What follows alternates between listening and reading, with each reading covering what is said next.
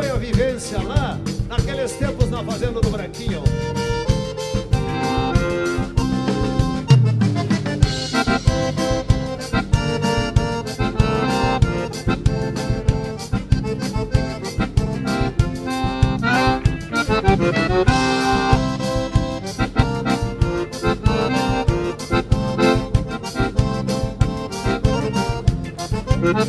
Tenho a saudade dos tempos onde eu trago, quando eu vivia lá fora, na fazenda do Branquinho.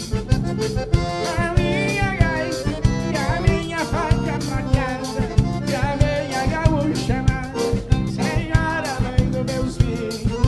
Ai, coisa boa. Essa que é de verdade, rapaz.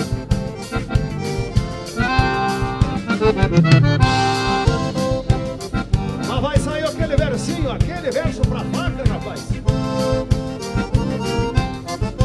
E até a vaca tem alguns anos atrás, tinha trabalho demais, está descansando agora.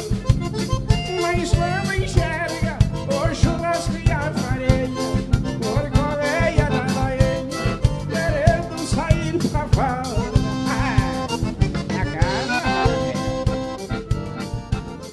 Chegando ele, um dos artistas mais queridos do nosso sul do Brasil.